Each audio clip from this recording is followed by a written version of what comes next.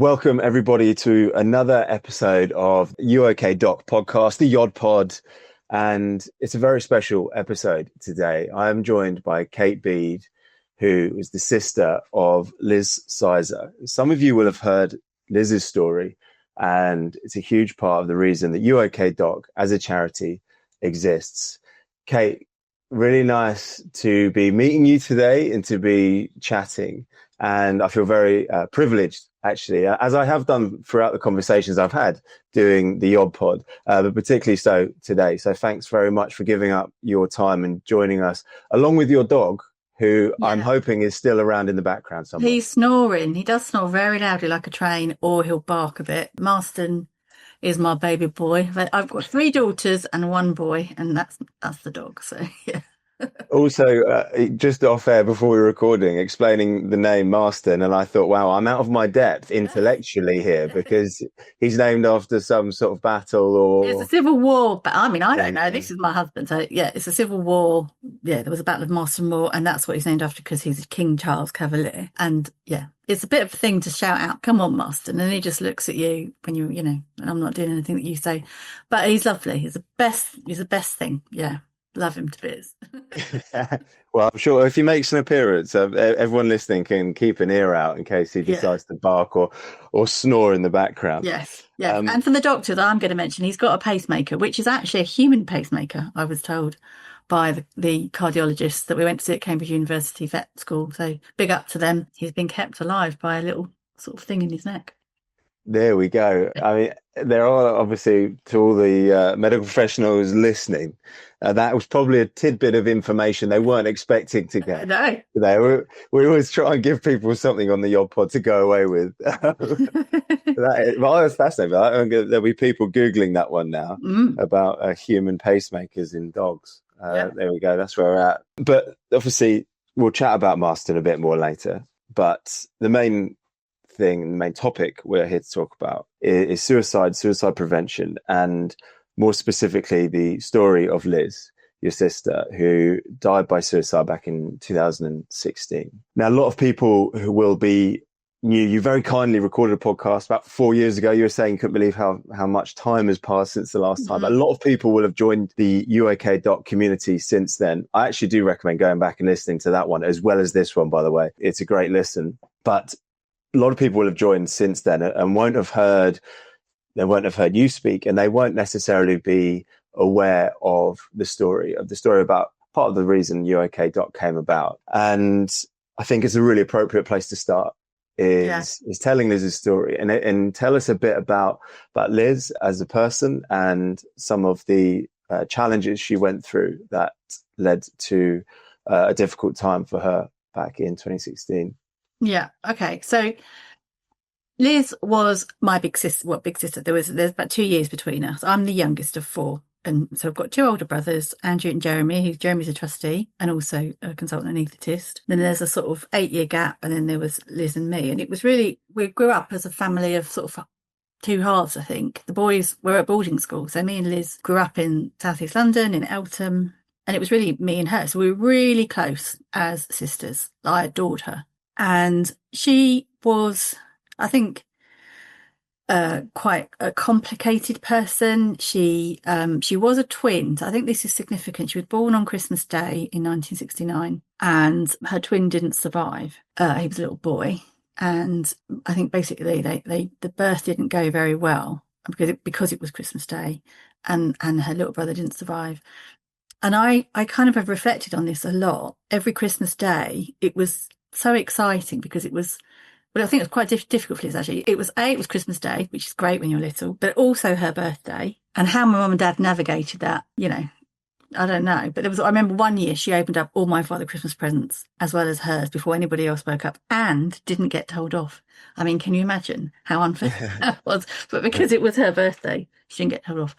But as we grew older, there was always a sadness as well, tinged to Christmas Day because, of thinking about her twin and I suppose recognising as well how difficult it must have been for my mum and dad. But I also think that kind of almost shaped her personality. She was a fighter.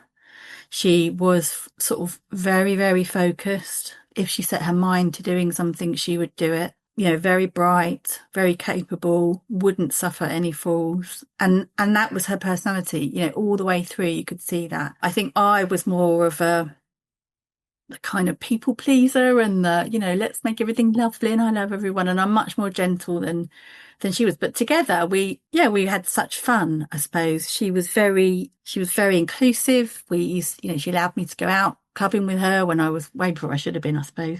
But, I remember her early years of being a medical student at King's. We used to go up, there was a bar called the Penthouse at the top of King's College Hospital, and me and her used to kind of like rule it. We ruled the jukebox and we were behind the bar serving, and it was great times. We had good fun, and she was really good fun is what she was. She was 6'1", tall, blonde, gorgeous. You wouldn't miss her a mile off. She was just really good fun. But I think reflecting back, there were times when she was also could be quite low and quiet. And I guess there were times when we didn't really see a lot of her.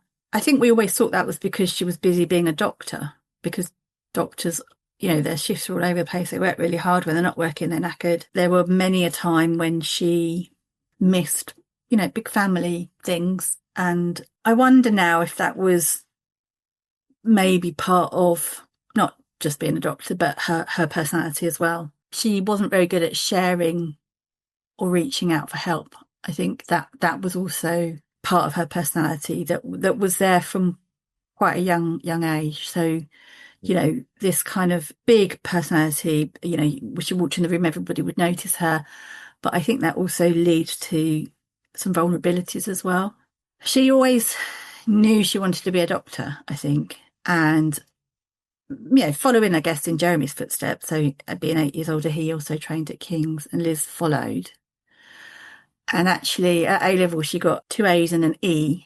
And again, that's only she could do that. I think, it's like an E in maths. And I remember her burst into tears, and she was like, I'm not going to get in, I'm not going to do this. And Jeremy said, of course you are, pick up the phone and talk to them. And they accepted her. But it was kind of that big emotions, that was her. And I remember my mum saying to her, you sure you want to do this, Liz? Because what you're going to need is a wife.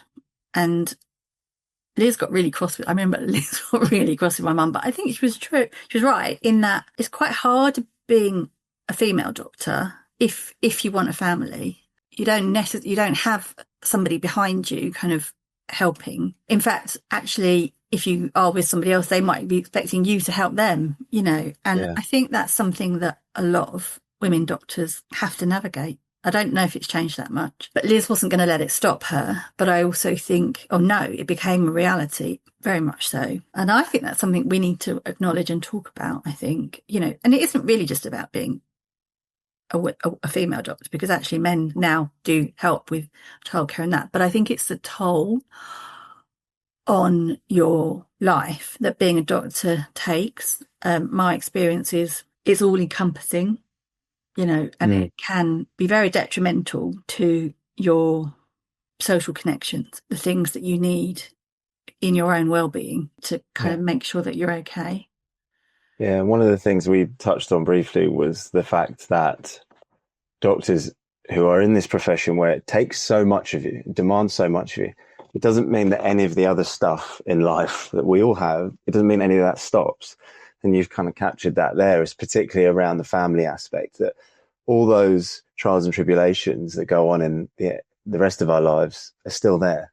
And yet you're trying to manage those alongside the demands of being a doctor, which are very high and great in terms of the extremes that you might be pulled through in that role. I think that's right. And I think it's not just the volume of stuff you need to know. I mean, you think about it, it's not just you're sort of, you go through your medical training and then that's it. You've got to always be on top of new stuff too, haven't you? So there's that aspect.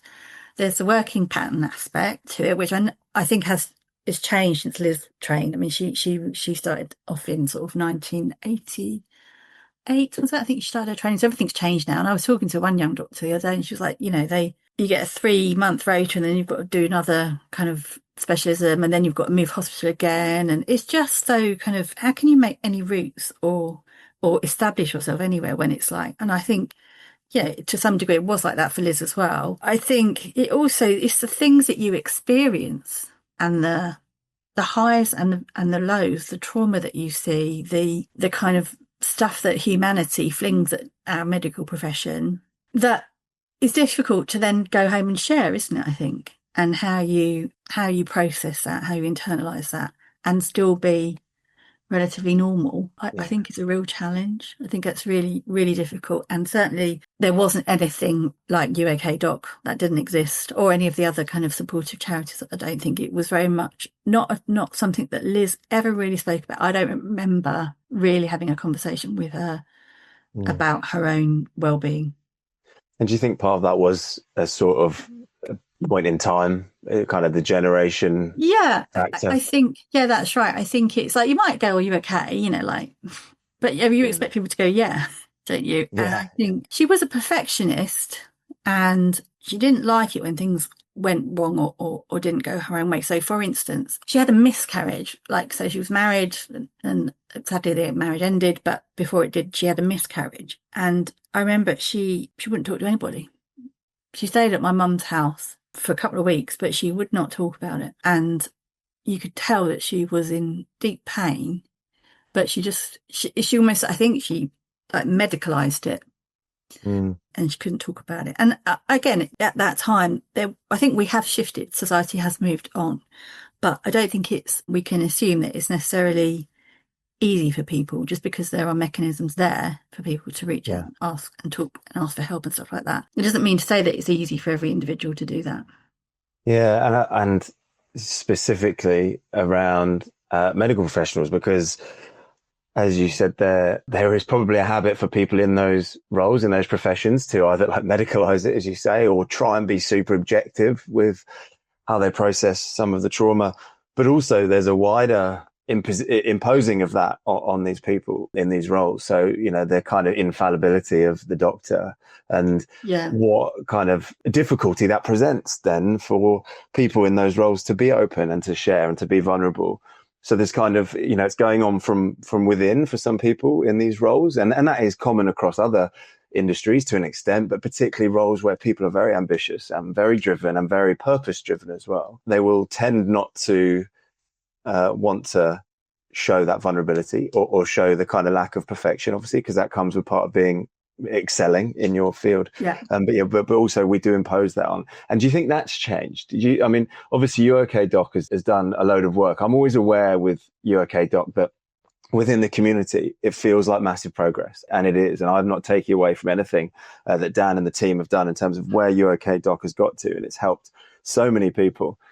But then every now and again, I wonder, with any sort of progress, you have to pause and reflect. Is that significant of a wider shift? I don't know. What do you think? I think it's difficult for me to. Yeah, I'm not a medic in any way, shape, or form. But I guess I think in some ways it might be changing, but not systemically enough. I don't think. I feel quite strongly that when you just make that decision to become a doctor, or a nurse, or other healthcare professional, you make that decision you're quite young when you make that decision, and also you are, if you think about my youngest just started her A-levels, she's going nowhere near medicine. She gets sort of like grey at the sight of blood. She's very, so way. But, we take our brightest young people, and they are dedicated. In order to get into medical school, you have to have done a lot of work beforehand before you're accepted. And I think there's a duty of care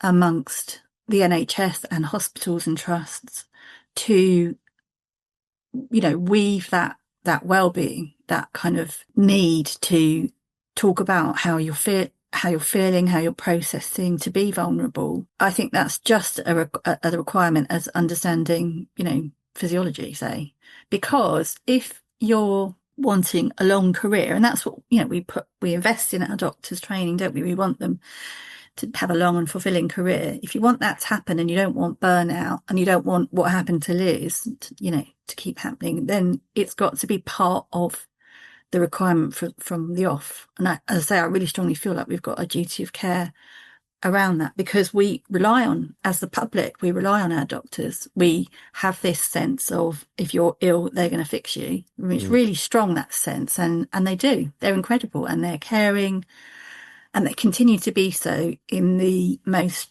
difficult of working environments. I don't, I mean, I've spent the last couple of years quite a lot in Addenbrooke's A&E with my parents, and even though you can see they're so understaffed, they are also caring, in the middle of the night, and we need to be looking after them. And I think that's why You OK Doc is so important. But it makes me a bit cross that there has to be a charity that does that, and that it's not part of the system itself.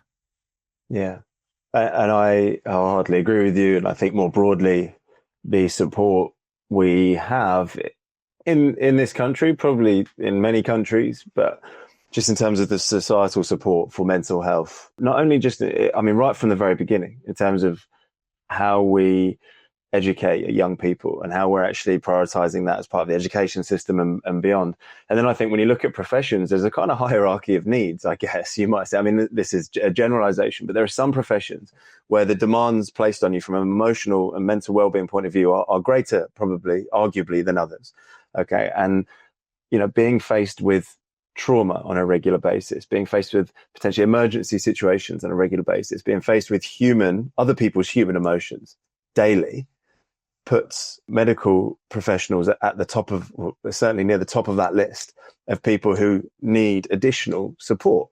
Because, and I think this is something that's interesting, and I'd be curious to know where you think Liz was in terms of this, but the kind of how you manage that in terms of, as a doctor or a nurse, in terms of the sensitivity to your own emotions and the space you can give or not to your own feelings. Because I have no idea how people manage it, being faced constantly with that level of trauma. And I think it is admirable and remarkable, but sometimes the coping mechanism, the coping strategies are maybe not sustainable ones.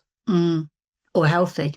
I mean, that's the other thing, and let's not forget that doctors and nurses are still human beings at the end of the day, who have all the other stuff going on in their lives that we all have as non-medics. I feel what they don't have necessarily, and I felt this with Liz, was that it was the headspace to necessarily even think about how she was feeling. Because there's this, I felt that there was a drive to be seen to be at the top of the game all the time. And it's really competitive as well. It's a competitive environment. I think that's the other thing we haven't really spoken about, is that it's fast paced, and it's, you're in a trauma, and sometimes that can give you a bit of adrenaline, I suppose. And, but it's also, you are competing with your peers for that next job. And when Liz was training and a medical student, she was very much in a man's world. There were not that many female anaesthetists, certainly senior female anaesthetists, and also obviously she worked with surgeons a lot, and there were not many female surgeons either. So I think that has an added element to it. And different hospitals and different trusts can have very different cultures, I think, and can be quite toxic. I think can be quite a toxic environment. And Liz was almost a bit like a chameleon. She was very good at sort of, I suppose, fitting in. And for a girl from Southeast London, she picked up a very posh accent. That she was, and you kind of, I think she had to shape herself to fit in to that environment. And so I think even having the headspace where you've got all this other stuff going on, to even check in yourself and say, how am I feeling? It almost becomes, well, it's on to the next thing. I don't have time for that. And I also don't think she had, outside of the medical profession, many friends. She had a lot of friends inside the medical profession, but it was not, I mean, I don't really, until she had kids of her own, she didn't really have any other friends. It was kind of me going, do you know what, Liz, that's not how I would see things, or that's not normal, or that's, that's different because you're a doctor. Or I'd call her out and say, that opinion's not okay, or, you're, stop using that language because you're sort of almost medicalizing something that just needs to talk about sort of plainly. Let's use some plain English here. What do you actually mean? And all of those things, I think, when you haven't got other reference points or other places to decompress makes it more difficult. You know, you go even more into your head, I think, and you don't necessarily develop the coping, the good coping mechanisms that mean you can recognise in yourself when you might need some help, and you know how to do that.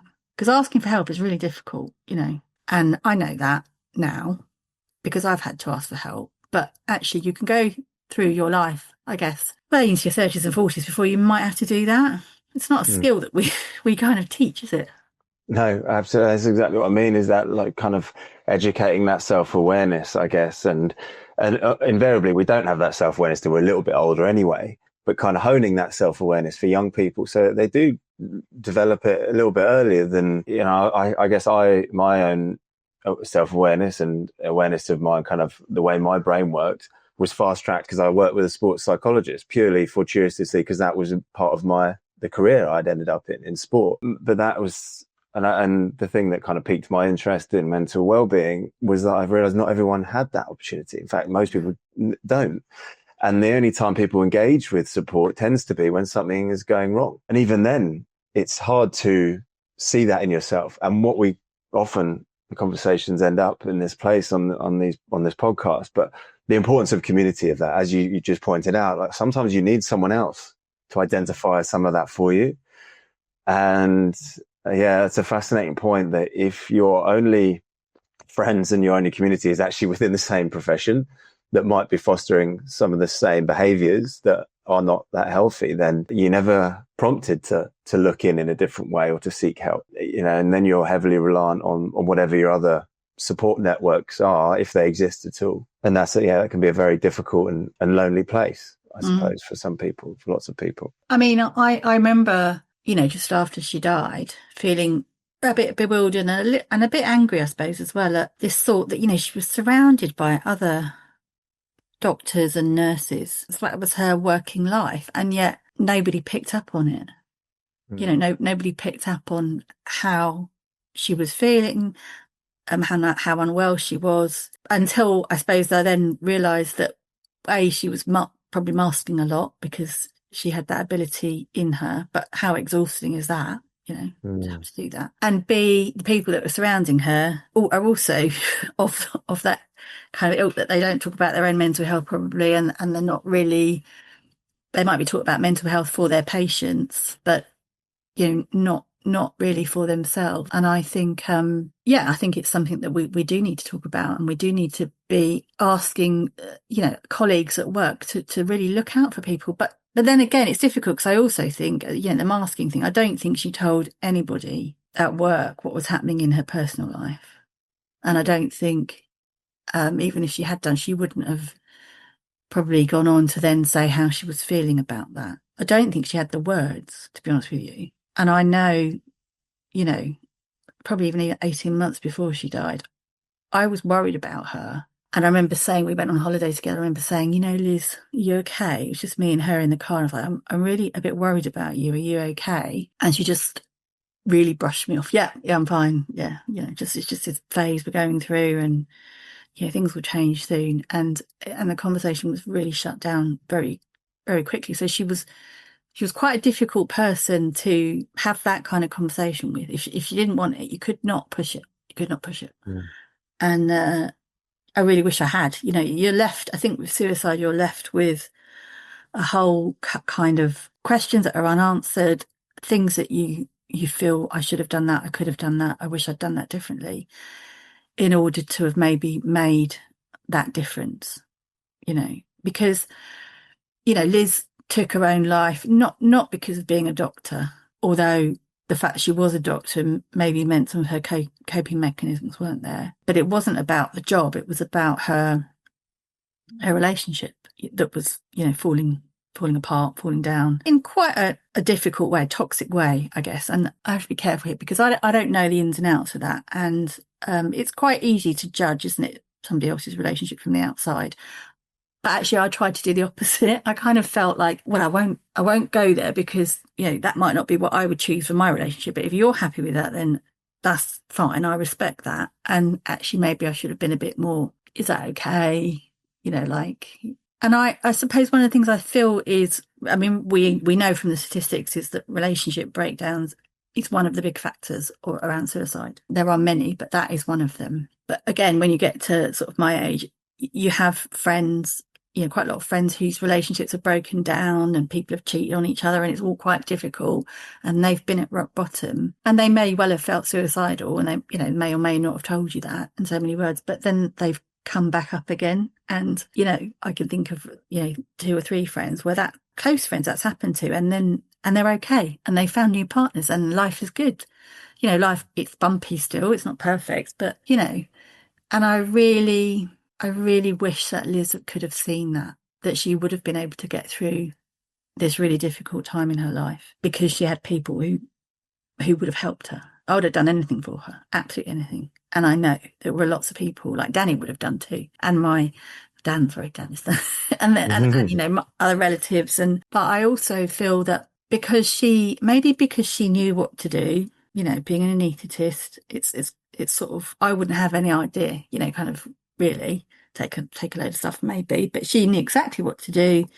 I think she would talk about death in a different way than anybody else I knew. And I think that's because she was exposed to seeing people die on a daily basis and then you become desensitized. She had quite a significant accident, probably about 2 or 3 years before, that left her in a lot of pain. And I think that level of dealing with that level of pain also desensitizes you to cortisol and kind of, so you live with a degree of pain, and suicide is about emotional pain. And I think, you remember I said when she set her mind on something, it would happen. And I think she'd decided, I think she'd made that decision. And it's almost as if that was the answer to her problems, that just not being here anymore, when actually she could have had so much support, so much help, if only she'd really sort of spoken about it. This hindsight's a wonderful thing, isn't it? And also I can remember the week before she died, I think she did try and tell me, but I was so frightened to hear it that I did that thing. It's a classic thing of you kind of go, oh, but you didn't do that, did you? So you're okay. Like she said, I thought about doing something stupid. And I said, oh, but you didn't. And I shut the conversation down because I was too frightened to hear it in that moment. I'm looking back in hindsight because, I then went and worked for Mind for 5 years after Liz died. And that's the only thing I could think of doing to try and help myself was to go and educate myself about suicide, because it was like, I can't understand how this beautiful, gorgeous woman, sister, friend could have done something like that. And I don't understand it, and so I had to go and educate myself, and you kind of open yourself up into a world of, oh, right, yeah, I now do understand how she could have done that. I understand now there were things I could have done differently. And people go, well, don't say that. But actually, if you don't say that out loud, we never learn. And it's not that I'm beating myself up about it. It's just because I didn't have the knowledge beforehand. So when she said to me, I felt like doing something stupid, I should have said, can you tell me a bit more about that? What would that have looked like, Liz? But because we don't want to hear it, it's frightening. I didn't do that. I remember the panic in my body when she said that. If I'd have allowed her to have talked to me about what she was thinking, then I could have done something to help her. I want to come on to touch on some of the work you've done with Mind and other things, and get onto the subject of what some more practical, I guess, tangible things that would help people who are listening to this. But before we get onto that, I really wanted to ask you, Kate, about you are speaking so openly and eloquently about an incredibly traumatic life experience. And I wanted to ask you about, I guess, your journey in the wake of Liz's death, and how did you get to a point where you can talk as openly and freely about it now so that it benefits other people? Because I can only imagine what that experience will have been for you. And it's 9. It's going to be 9 years this year, and it's not easy. And those early, well, I'd say years. It's not even months. It's years. Were the worst of my life, without a doubt. And I would say there were times when I felt like I didn't want to be here anymore either. I felt so distraught. Just the thought that she felt so bad that she did that to herself. Somebody that you love in so much pain, like even imagining that was overwhelming for me and heartbreaking. And let alone the fact that then she wasn't there anymore. So it's kind of almost a double thing. It's like, it's what happened, and then coming to terms with the fact that she wasn't here anymore. I was eventually diagnosed with PTSD, not by my GP, who didn't want to know anything, but I sort of paid for some private counselling and had EMDR therapy. And I think some of that was because it was a real moment in time event. So when I had the phone call from the police when I was at work, she was alive. She was still alive, and she was driving around. And so they were asking me, yeah, where do you think she's going to go next? And sort of almost like you're in this, it felt like a movie in a way, and then it ended, awfully. All of that was so traumatic. And I was the one that I did the funeral, trying to look out for my mum and dad. I miss Liz in not being, it's like the very thing that I was looking for Liz to talk to about, because although my brothers were around, as I said to begin with, it's like two halves of a family, and their brothers as well. But it just almost, people talk about this kind of, grenade going off. I think it's not that we didn't particularly come together as a family. It felt like we were sort of doing that, because my mum couldn't even really talk about it, to be honest with you, and never really. She passed away this year, but I think it was almost like too painful. And I can imagine if something happened to one of my girls, and that's almost something that kept running through my head in the early days. I was over anxious, thinking, oh my God, something's going to happen to one of them. Losing a child in that way, I think, is probably one of the worst things that you can experience. But in a way, I felt like I'd lost, she was my sister, but also, she wasn't a child, but I felt that sometimes for her, that kind of, looking out for her all the time. I had to leave my job. I couldn't go back into the room where I'd got the phone call. It was just too traumatic, and they were not at all understanding of what I was going through. And I think that's the other thing. That's why it's important to talk about it, is because I don't think we as a nation deal with grief, let alone complex grief, very well. And the kind of the thinking that, you should be all right in a couple of months. Well, I was not okay in a couple of months. I was still literally crying on the floor. I just about managed to get my youngest to school every day, and then I'd come home and just sob, and then be okay to pick her up at 3, and it was just like walking through like a dream, like treacle. I don't know, it was awful, an awful feeling. And that, I suppose, I think I got my job with Mind in the following September. So it was about just shy of a year of just feeling just at the bottom. I think the things that helped me, which I guess is important to talk about, was going on very long walks, being out in big open spaces to feel that there was something bigger out. I mean, I'm not religious, I'm not that spiritual, but I think a sense of we are a tiny speck in time, and we're just one little family, and that helped me. We went back to the Headland Hotel, which is where, as a family, we used to have lots of holidays with Dan and his mum and dad and his brothers and sisters. Sort of like going back there and seeing, the cliffs are still there, they're still as big as they ever were, helped me. And a bit of a sense of Liz wouldn't want me to be feeling like this. It's time to try and shift a bit. And that I don't believe in, as I said, I'm not religious, but I do believe in her atoms are out there.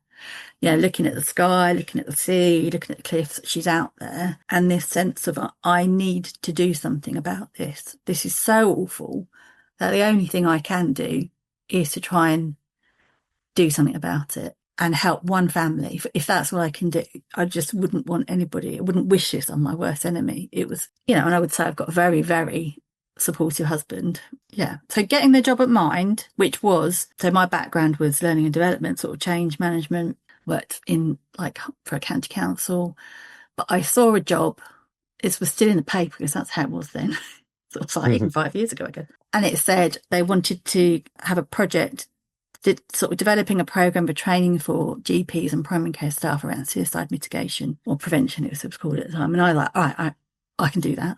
I can set up a program of training. I don't know much about suicide, but I will learn. I can do that. And the fact that it was for doctors, it had a connection there for me. And, got the job, went and got myself trained in order to deliver the training. I delivered it with a GP. So it was kind of like a joint delivery. It wasn't just me as a non-medic. And I learned such a huge amount through doing that. And that was, I suppose, helpful, sort of therapeutic, but also quite difficult. So it had an emotional cost. And I did talk about Liz. I did use, because I think it's important to connect with people on a level that is personal without making it just about Liz, but to be vulnerable as well. I think I was trying to be the things that she maybe wasn't. You know, I think in some ways, my job, but then come home and cry. You know, it was. Yeah. I mean, it must have been incredibly confronting at times. I mean, I suppose, and cut this down if this is just me trying to make sense of it in the wrong way, but even though it was challenging, did it almost force you to have the space to talk about Liz and to talk about it in a way that you might not have done otherwise? And I'm thinking about other people and other people's reactions who may be, you know, by nature less open anyway and less open to engaging with their own kind of feelings. Was it useful to almost be in the space so that you were kind of maybe not forced to, but there was an opportunity to share some of your own story, even though it was painful at the time? Yeah, and also very much on a personal level, try and make sense and understand what had happened. So as I talk to you now, I'm kind of talking at the other end. I have understood that, but when it happened, I had no understanding, and it's quite bewildering, really. And I now understand that suicide is about emotional pain. And though that's a big yes, she was clearly in deep emotional pain. It's not necessarily about a mental health diagnosis, although that can be present or not diagnosed, but it's not that. It's about emotional pain. And that's why it can happen to anybody, you know. And you look at sort of the kind of the big, you know, people, I suppose celebrities that maybe take their own lives, it's kind of, you can see the things that led up. It's emotional pain. And I think the other thing that I learned was it's an ambivalence about wanting to die or wanting to live. It's wanting the pain to stop. And that's the biggest thing. And almost a helpful thing for me, that it wasn't so much that she wanted to die. It was just she wanted the pain to stop. And that is a way to make the pain stop. But there are other ways too, you know. And it made me really understand and sort of almost get into her head a little bit more on a personal level. But also, I know for a fact that, so as I did the GP training, we also then were doing community training.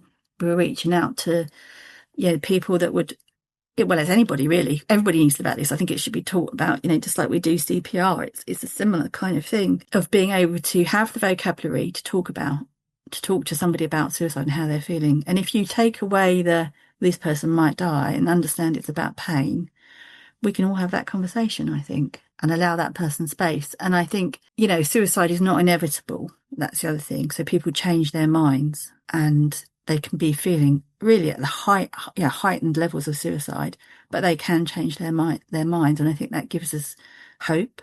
And that's the other thing that I feel, if I can give somebody else hope. And I know that I have done that. I know that I've done that on a personal level. I've been able to give other people the skills and the tools to be able to do that for other people.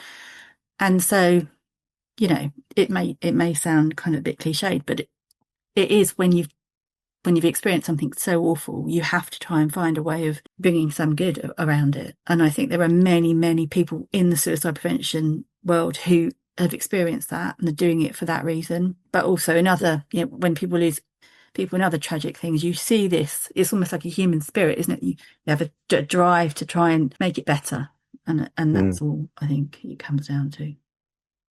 Yeah, I mean, we live in we grow up with this fascinating element to our kind of culture where we are very avoidant about talking about death, but particularly suicide, because we imagine that the feelings or we've known people and we can kind of associate with some of the feelings of trauma and tragedy that go with that. And so we avoid it, don't we, at all costs in terms of the conversation.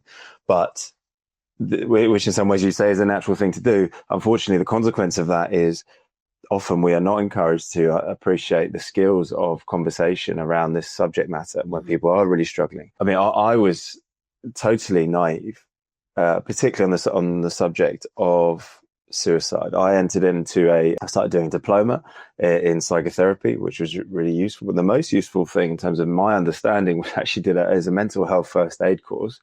It was a pretty short experience, but that exact same learning stuck with me about the kind of reasoning behind people entering into thoughts of suicide is because of the escape of pain and not opting for death. But also that understanding of how you can actually help people away from that point in their lives. I mean, with that, I mean, just thinking about that initial conversation, if you are speaking to someone that you've identified, and I'm thinking about some of the doctors that might be listening now, and they might even be thinking about some colleagues. They think, well, they're struggling, or I've noticed some signs that are concerning. And they want to enter into that conversation where they say, you know, are you okay? What are some kind of, and I know this is so nuanced, but what are some kind of advice you would have around how to have that conversation so that they don't get brushed off, or they don't get dismissed, and just so that they feel a little bit equipped and empowered to go and have that conversation? Well, one, I say go and get some training, because there's lots of really good stuff out there that you can access that helps. The first thing is to have that conversation, to equip yourself to be prepared to have that conversation. And it's being really direct with somebody. So it is asking, are you okay? But actually using the word suicide is really important. Are you having thoughts of suicide? Or if you're not comfortable with that word, you can say, are you thinking of hurting yourself at all? Because I'm worried about you. So it has to come from a place of love and support. You can sort of say something like, you know, I know you're going through some tough times right now. And actually, I think it's almost like the pre bit. I go back to that point. I said, you know, she's surrounded by people all day long, and yet nobody knew. And I think some of it is, it's okay to ask people about their personal life and what's going on in that. It's okay to be a good colleague, to sort of delve a little deeper into somebody's, who they are and how they are. Because if you don't do that, you won't know. You won't pick up the signs that somebody's not okay. And that's about being a really good colleague and a good friend, I think. So noticing things and understanding that if somebody's going through things like financial difficulty or bereavement or relationship breakdown or, sort of loss of a job, loss of status is another one. So if you think about if somebody's been investigated, I don't know, for doing something, that led to a death at work or something like that, or whistleblowing, that's another one. They can lead to thoughts of emotional pain. So what you're looking for is somebody in emotional pain. And I think that's the first thing, is to have your sort of radar up on that. And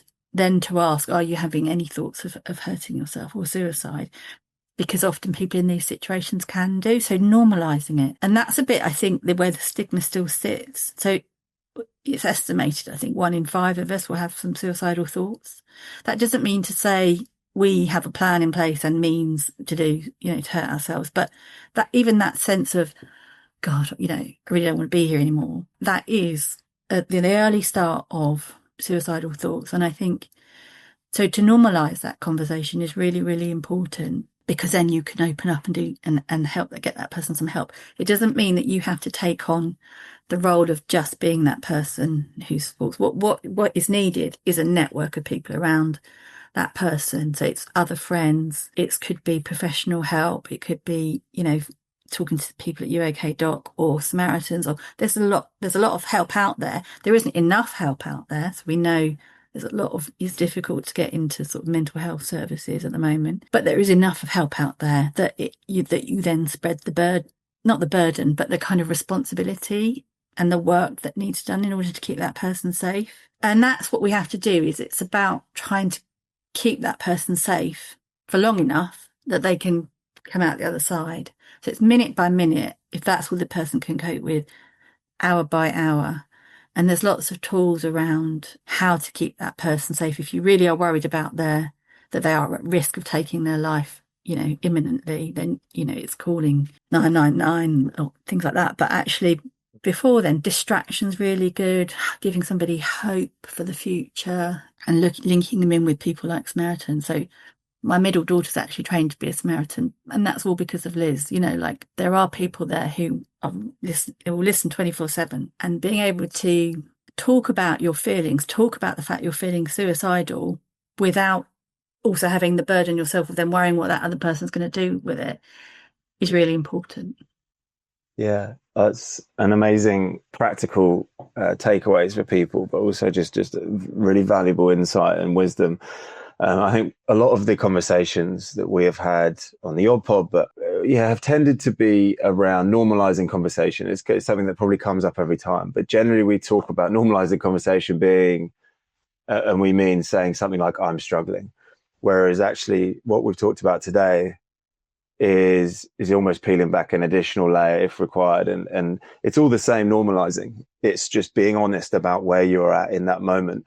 And whether that is you as someone who is suffering or as someone else who's coming in as a supporter of that person, and being able to enter into that conversation freely, regardless of whether it is just you're having a few difficulties or you're having suicidal thoughts, and being able to present that to somebody else, because that is so valuable. And the way you've outlined that, Kate, is amazing. I think it's important to say that if somebody is not feeling suicidal, you're not going to put the idea in their head by asking that question. That's something that people really worry about.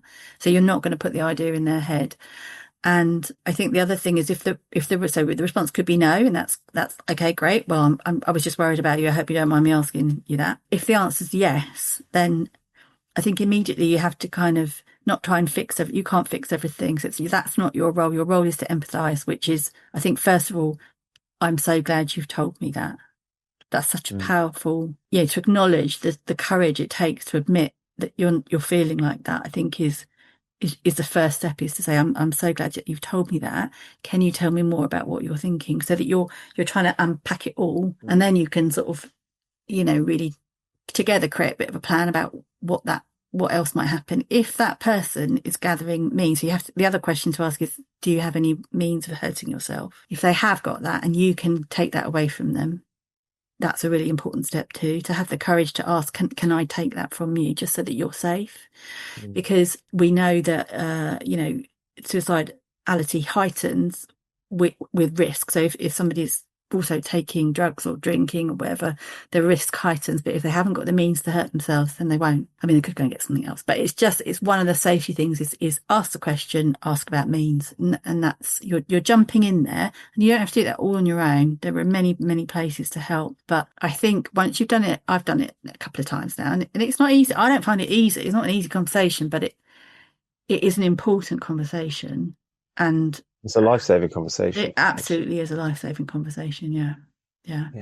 Okay, the time has flown by, and I have been sat here not only taking away a huge amount in terms of some kind of practical learning, but also some thoughts about wider society, about the need for hospitals and trusts to support in a better fashion, understanding about how particularly medical professionals listening might want to try and create more of kind of headspace and heart space for emotions and their own feelings. But I've mostly been sat here in awe at your ability to tell the story of Liz, and to tell it in a way that is so full of heart and care, but in a way that is also so honest and open. So thank you so much for sharing with me, but of course everyone listening. And I think there are a few times in life where you're able to really hear about someone's most difficult life circumstances with such openness. And the fact that you've come today and done that. And we're recording this on the week of National Suicide Prevention Day for physicians. And there will be people listening to this now that will take a huge amount from it. And you've already taken what was a substantial trauma in your life when Liz died by suicide, and have created so much positivity in the world and helped so many other people. And you continue to do so by saying what you've said to us today and sharing so openly on the UK.podcast. So thank you. And before we wrap up, is there anything else you want to say? Well, I want to acknowledge Dan's work in putting the OK Doc charity together, because he didn't need to do that. He and Liz were close, really close. He did his elective with Liz. I think she scared the shit out of him, actually, but she was very formidable. But she also looked out for him, and it's heartbreaking to think that we've had to do this. When you actually stop and think about it, I went to another medical conference last week where they have a Liz Sizer Award, and her picture was on the screen. And I was there when that picture was taken. She was probably been about, 28, 29, beautiful. And it just is, so this huge picture of her, and it hit me, and I was in floods of tears, even though it's 9 years ago. It kind of still it, you know, wallops me sort of thing. And I think that Danny doing this and the success of it, it's not just a year in, you know, it's going from strength to strength. It's so needed. And all the people that work with him on it, I think is a real tribute to Liz. So I'd like to say thank you to everybody at UK Doc. And I just wish it had been there for Liz, you know, when she needed it. Great word. Dan Giron, the founder of UK Doc, who continues to drive UK Doc forward and to help loads of people. If you are listening to this and please do engage with UK Doc. Reach out if you're in a position where you feel like you want support, or indeed if you're just curious about learning more, upskilling around understanding mental health more broadly, but particularly around suicide mitigation practices as well. Kate Bede, thank you so much for joining us today on the YOD Pod. You're very welcome. Thanks.